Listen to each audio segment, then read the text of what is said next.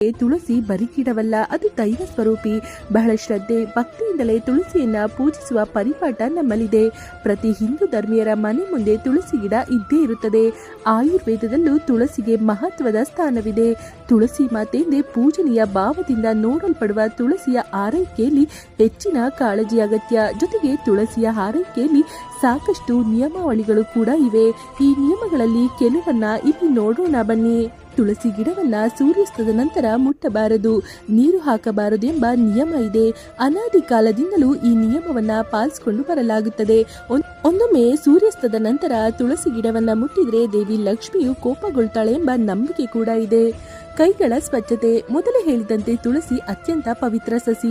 ಹೀಗಾಗಿ ತುಳಸಿಯನ್ನ ಮುಟ್ಟುವ ವಿಷಯದಲ್ಲೂ ಶುದ್ಧಾಚಾರ ಪಾಲಿಸುವುದು ಬಹಳ ಅಗತ್ಯ.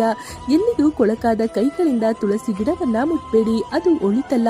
ಕೈಗಳನ್ನ ಚೆನ್ನಾಗಿ ತೊಳೆದ ನಂತರವೇ ತುಳಸಿ ಗಿಡವನ್ನ ಮುಟ್ಬೇಕು ಎಂಬ ನಿಯಮವಿದೆ. ಸ್ನಾನ ಮಾಡಿದ ಬಳಿಕವೇ ತುಳಸಿಯನ್ನ ಪೂಜಿಸಬೇಕು. ತುಳಸಿಯ ಆರಾಧನೆಯಲ್ಲಿ ಶುಚಿತ್ವಕ್ಕೆ ಒತ್ತು ನೀಡುವುದು ಬಹಳ ಮುಖ್ಯ. ತುಳಸಿ ತರಲು ದಿನ. ಹಿಂದೂ ಧರ್ಮೀಯರ ಪ್ರತಿ ಮನೆಯಲ್ಲೂ ತುಳಸಿ ಬೇಕೇ ಬೇಕು. ಅಂತೆಯೇ ತುಳಸಿಯನ್ನ ಮನೆಗೆ ತರುವುದಕ್ಕೂ ಸೂಕ್ತ ದಿನಗಳಿವೆ. ತುಳಸಿ ಗಿಡವನ್ನ ಖರೀದಿಸಲು ಹೋಗಲು ಬಯಸಿದ್ರೆ ಸರಿಯಾದ ದಿನವನ್ನ ಆಯ್ದುಕೊಳ್ಳಿ. ತುಳಸಿ ಖರೀದಿಸಲು ಗುರುವಾರ ಉತ್ತಮವಾದ ದಿನವೆಂದು ಪರಿಗಣಿಸಲಾಗಿದೆ. ಗುರುವಾರ ವಿಷ್ಣು ದೇವರನ್ನ ಪೂಜಿಸಲಾಗುತ್ತೆ. ವಿಷ್ಣುವಿಗೆ ತುಳಸಿ ಅತ್ಯಂತ ಪ್ರಿಯ. ಹಾಗಾಗಿ ಗುರುವಾರದಂದು ತುಳಸಿಯನ್ನ ಮನೆಗೆ ತರೋದು ಮಂಗಳಕರ ಎಂದು ನಂಬಲಾಗಿದೆ.